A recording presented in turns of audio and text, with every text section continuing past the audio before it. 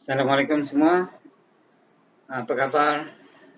Apa lagi kita pada minggu ni? Kita ada 2 minggu lagi. Minggu ni dengan minggu depan. Lepas tu kita akan kembali ke sekolah. Seronok tak pergi sekolah? Jadi cikgu harap semua persiapan kamu dah bersedia untuk pergi ke sekolah. Jadi sebelum kita mulakan pembelajaran kita seperti biasa, cikgu nak kamu baca doa belajar.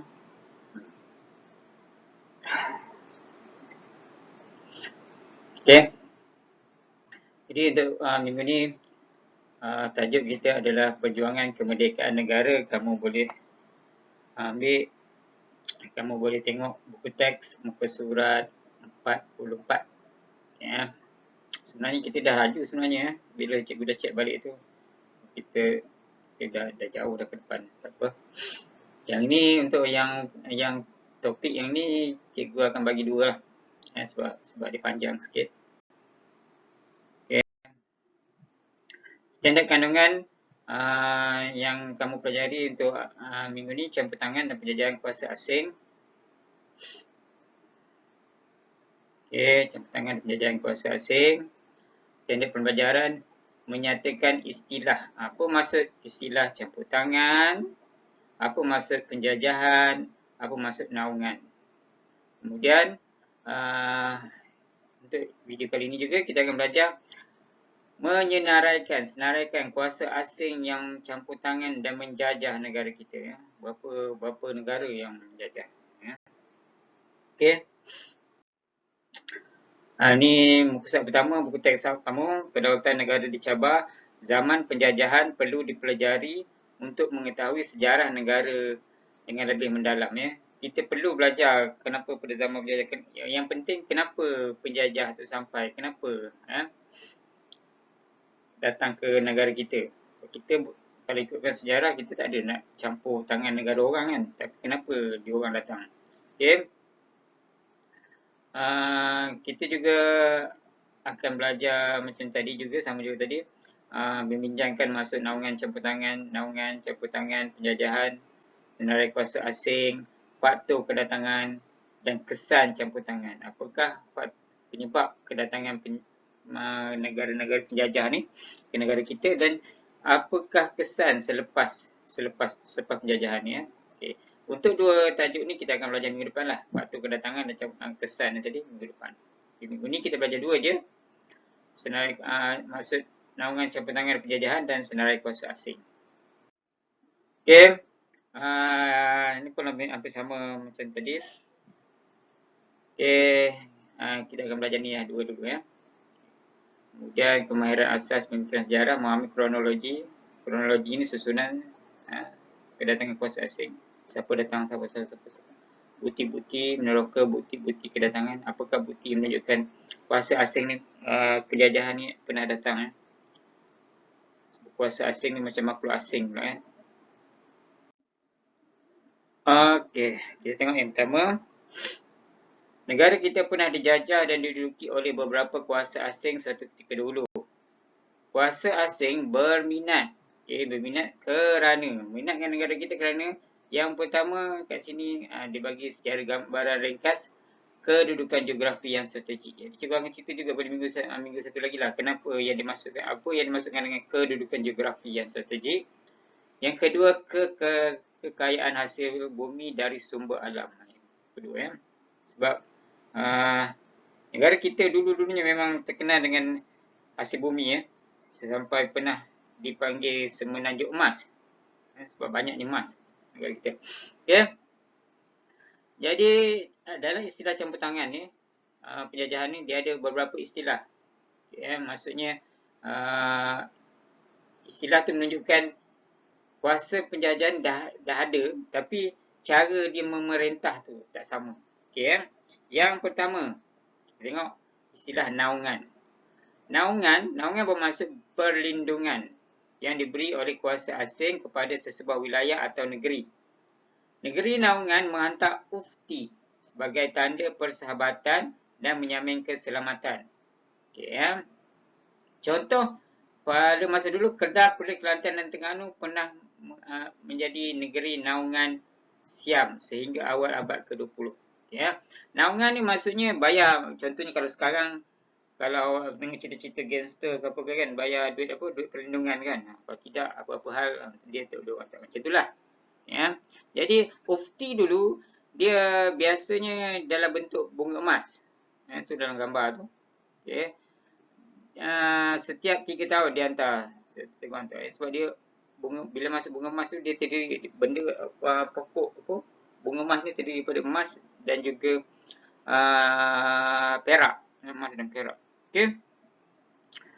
Maksudnya kat sini, kalau kat sini Siam tu adalah Thailand lah sekarang Thailand, Siam. Siam tu dia tak datang, tak duduk dekat negeri Perlis, Kedah, Kelantan, Terengganu ni.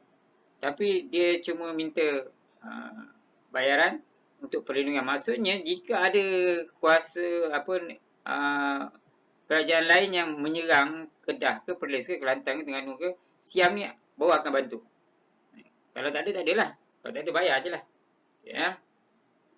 Faham maksud naungan? Okey. Yang ni cerita tentang bunga emas tadi. Okey. Kita tengok sini ufti. Ufti iaitu pemberian bentuk wang, bunga emas dan persalinan oleh negara kecil kepada kuasa besar sebagai tanda mengakui kekuasaannya. Ya. Bunga emas ni tadi pokok bunga dibuat daripada emas dan perak. Okey. Itu maksud naungan. Jadi senang cerita, negara kecil bagi bayar sesuatu, ufti, namanya ufti, sama ada wang ke, persalinan ke, ataupun bunga emas kepada negara besar dengan tujuan supaya negara besar tu akan bantu atau lindung dia daripada diserang oleh negara-negara yang lain. Okay. Kemudian masuk campur tangan. Campur tangan bermaksud kuasa asing mencampuri hal ehwal pentadbiran negeri secara langsung. Okay. Residen British dilantik membantu pemerintah tempatan mengurus pentadbiran. Campur tangan di tanah Melayu bermula di Perak, iaitu daripada British melalui perjanjian Pangkor pada tahun 1874. Okay, campur tangan ni maksudnya pemerintah masa tu masih lagi sultan, tapi dia ada seorang pula daripada kerajaan yang kita, kalau di negara kita ni British British, ada seorang wakil British yang dipanggil sebagai resident yang ditugaskan membantu sebagai penasihat. Tapi bila nanti awak belajar nanti, bila lama-lama dia tak jadi penasihat, dia dah seperti macam nak menguasai.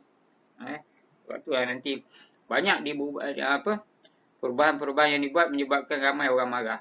Bila marah tu yang ada berlaku beberapa peristiwa peperangan tu. Okay. Kemudian yang ketiga, penjajahan. Penjajahan bermaksud kuasa asing menjadikan sesebuah negeri sebagai wilayah taklukan. Ya. Kuasa asing menguasai dan mengawal negeri taklukan untuk kepentingan politik, ekonomi dan sosial. Penjajahan pertama Portugis di Melaka, James Brooke di Sarawak dan North Borneo Chartered Company atau Syarikat Borneo Utara British di Sabah. Ya. Penjajahan maksudnya dia dah ambil semua. Dah tak ada, dah pentadbir sultan ke apa, tak ada. Dia aja. Contoh kalau di Sarawak tu sangat terkenal dengan James Brooke ni, keturunan dia. James Brooke ni dia jadi macam dia lah ketua di Sarawak tu. Pemerintah Sarawak semua. Dah tak ada orang lain, orang tempatan. Tak ada. Ya. Begitu juga masa Portugis menyerang Melaka pada 1511. Setelah berjaya tu, habis Kesultanan Melaka tu halau keluar. Lari ke Johor lah, ada yang lari ke Riau. Semua kan. Okay. Jadi dia yang memerintah selepas tu. Jadi kalau kita tengok tiga ni, naungan, campur tangan, penjajahan. Yang paling teruk ni adalah penjajahan lah. Yang paling ringan naungan, kita bayar. Dia tak ada pun masuk kat negeri kita. Tapi kita cuma bayar dia. Setiap 3 tahun bayar. Setiap 3 tahun tu bayar. Campur tangan tu dia bagi nasihat-nasihat sikit. Okay. Penjajahan habis semua kita. Kena ikut cakap dia. Okey, sekarang kita masuk ke topik yang kedua, iaitu campur tangan dan penjajahan kuasa asing. Mari kita tengok negara-negara yang pernah menjajah negara kita. Ya. Negara kita telah didatangi oleh kuasa asing bertujuan campur tangan dan menjajah. Okay. Kuasa-kuasa asing tersebut Siam, Portugis, Belanda, British, Jepun, Keluarga Brooke dan syarikat Borneo Utara British. Okey.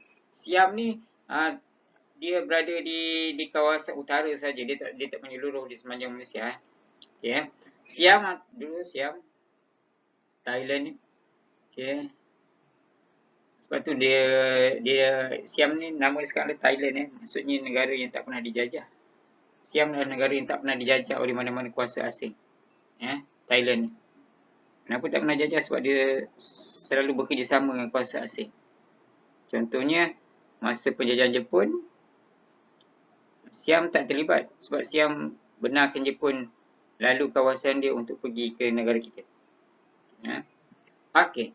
Dulu Siam menaungi Kedah, Perlis, Kelantan dan Terengganu. Okey. Kemudian menghadapi masalah untuk mentadbir negara-negara tersebut sebab masa tu negara-negara tersebut selalu menyerang Siam ni. Jadi ada masalah, jadi Siam pun rasa macam tak berbaloi je. Jadi pada tahun 1909 diserahkan negeri itu kepada British melalui perjanjian yang dinamakan Perjanjian Bangkok. Malah lah aku nak layan negeri-negeri ni dah. Asyik menyerang aku je. Dah ambil lah bagi ke British. Sebab masa tu British dah kuat. Okey. Ni kubu kota Kuala Kedah. Menunjukkan kubu. Menunjukkan dulu pernah dah adanya Siam. Sebab tu kalau kita tengok, kalau pergi Kedah tu ramai orang-orang berketurunan Siam yang duduk di Kedah sekarang. Masih ada lagi sampai sekarang. Okey. Seterusnya Portugis. Kalau Siam tadi menaungi Kedah Perlis ni pada tahun lebih kurang pada tahun 1800 lebih lah macam tu. Yang paling awal adalah Portugis lah. Portugis pada tahun 1511 menyerang dan menjajah Melaka. Walaupun Sultan Melaka ni pernah beberapa kali cuba serang balik tetapi gagal. Gagal. Kemudiannya Portugis kalah kepada Belanda pada tahun 1641. Berlaku peperangan antara Portugis dan Belanda, kalah pula Portugis. Jadi selepas Portugis ni Belanda lah di Melaka. Okay, ni adalah kota Formosa yang sekarang kalau pergi Melaka ada. Ni adalah peninggalan Portugis. Okay. Portugis peninggalan. Okay. Kalau awak tahu, sampai saja kalau belajar sejarah jangan lebih detail. Bila menang saja Portugis ni di Melaka tu, perkara yang pertama dia buat dengan roboh, runtuhkan masjid-masjid, runtuhkan istana, gunakan batu-batu nisan sultan-sultan tu, dia bina kubu-kubu ni lah.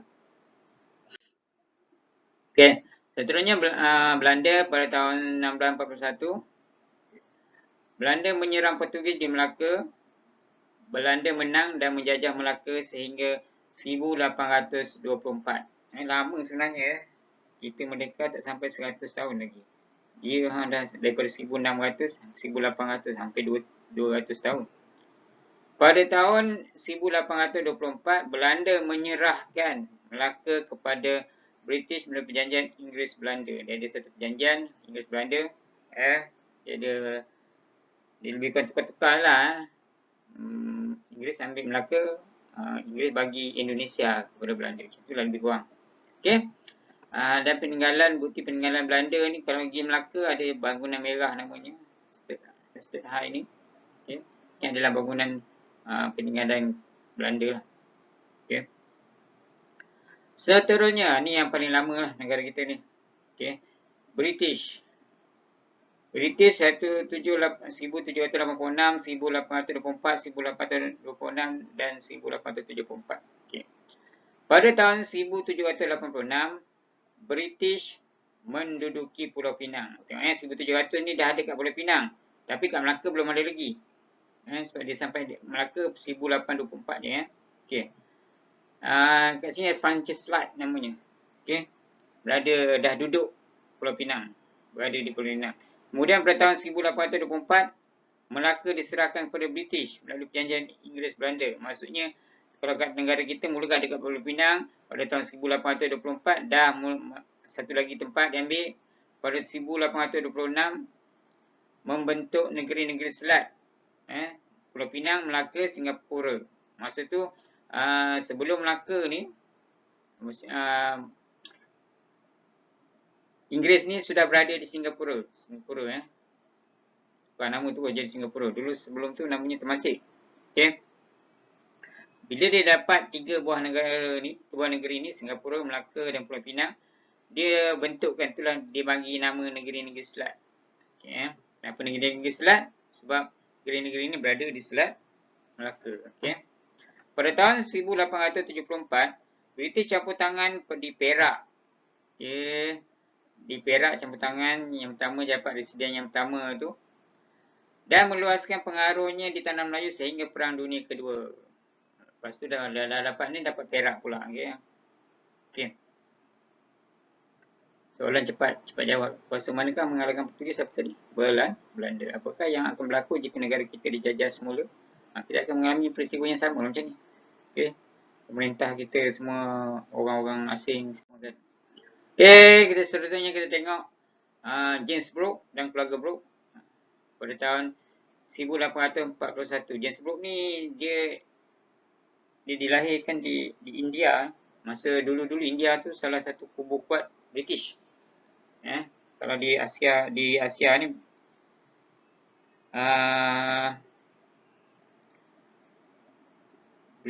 British tu berkuasa sangat besar kawasan dia, terutamanya India.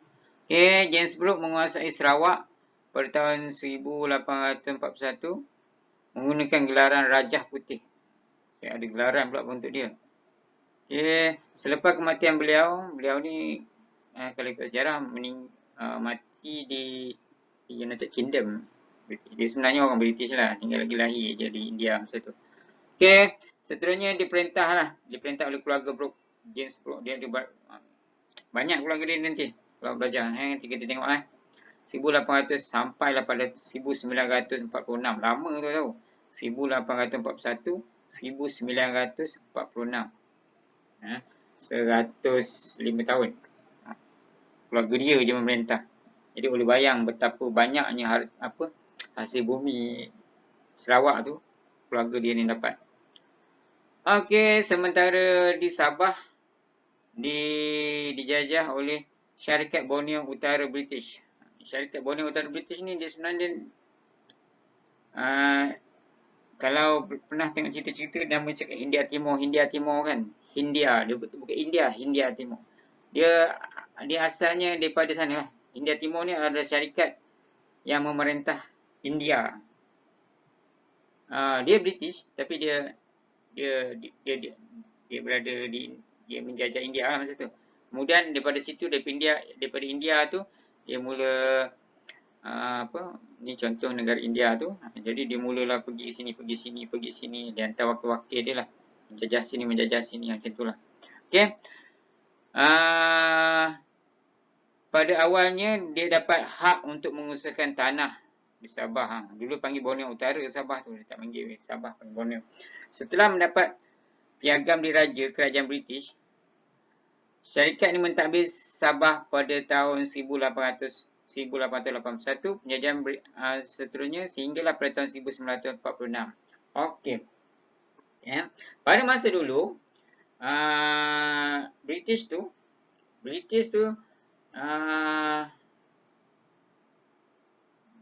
dia ada kan, kalau belajar sistem raja tu kan, salah satu negara yang masih lagi mengamalkannya adalah British Kingdom ya. Tapi British ni dia special sikit.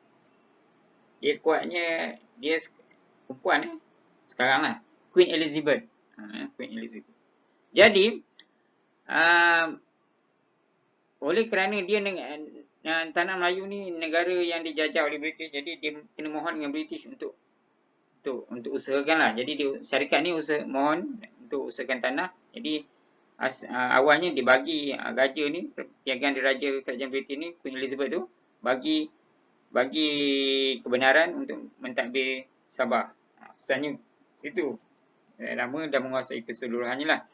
Okey, kemudian Jepun pada tahun 1942, Jepun muncul sebagai kuasa besar dan berjaya menguasai tanah Melayu, Sarawak dan Sabah daripada British pada tahun 1942. Jepun menyerah kalah pada tahun 1945. Okay. Tak lama Jepun ni. Okay. Jepun mula sampai di negara kita, di Kelantan. Masa tu, kalau ikut sejarahnya, kerajaan British tu ingatkan Jepun akan serang di Singapura dulu. Sebabnya Singapura tu masa tu adalah macam ibu negara lah bagi Malaysia ni, tanah Melayu. Sebab dulu Singapura dalam tanah Melayu. Okay. Jadi dia orang menguatkan kubu kat sana. Tapi rupa-rupanya Jepun datang daripada Kelantan. Istimewanya Jepun ni dia datang tu dia naik basikal. Masa tu jalan tak betul, jalan tak berapa elok, jadi naik basikal. Okay. Dan juga dapat kebenaran daripada Thailand lah. Macam cik betul tadi. Thailand bagi kebenaran lalu kawasan dia untuk serang British. Okay, kemudian British sampailah ke Singapura lagi, sampai Singapura lah kalah. Tapi tak lama lepas tu, Perang Dunia ni besar. Bila sebut ni masa tu berlaku Perang Dunia tu, sehinggalah Jepun tu kuasa besar masa tu. Sehinggalah pengeboman bom nuklear kan di Hiroshima dan Nagasaki. Lepas tu Jepun menyerah kalah lah. Masa kalau tengok sejarah, Jepun dah masa tu dah menjajah hampir satu dunia lah. Okay. Kemudian dia ada, kalau ikut perang-perang dia ada kerajaan-kerajaan lah. Contoh Jepun geng dengan siapa, negara apa. Jepun masa tu dengan Jerman yang itulah. Okay. British dengan Amerika, geng dia, kawan-kawan dia. Perang untuk menjajah. Okay. Kemudian British pada tahun lepas kalau Jepun menyerah kalah, British kembali pada tahun 1945 dan 1946 kembali menjajah. Pada tahun 1946 keluarga Brooke dan syarikat Borneo Utara tadi menyerahkan Sarawak dan Sabah kepada British balik. Jadi British keseluruhannya, British menguasai Sabah dan Sarawak sehingga 1963. Kita merdeka 1957 kan. Lepas kita merdeka, Sabah dan Sarawak masih lagi dalam British masa tu. Okey. Jadi akhirnya sebelum kita merdeka ni, British adalah penjajah yang terakhir yang berada di negara kita lah. Okay. Jadi itu saja untuk hari ni. Kerja awak dalam buku. Okay, dalam buku awak buat ni peta pemikiran ni, buat macam ni. Okay, yang ada pensel ni maksudnya awak kena isi lah. Okay. Dia cuma senang je, bukan tajuk penjajahan tadi. Ini adalah maksud naungan, campur tangan dan penjajahan. Okey. Ni tajuk dia, tajuk utama kita tadi. Okey. Lepas ni yang tiga ni adalah ni naungan, campur tangan, penjajahan. Yang bawah ni adalah ciri-ciri. Ciri-ciri naungan macam mana. Okey. Ciri-ciri campur tangan macam mana. Ciri-ciri penjajahan macam mana. Ada dalam kotak tadi ya. Okey, itu saja untuk hari ini. Kita akan jumpa lagi minggu depan untuk tajuk yang lebih dalam, bagaimana faktor kenapa dia orang datang tu. Nanti cikgu akan cerita sebab-sebabnya dan juga kesannya. Apakah kesan selepas penjajahan ni. Okey, jumpa lagi minggu depan. Assalamualaikum warahmatullahi wabarakatuh. Bye bye.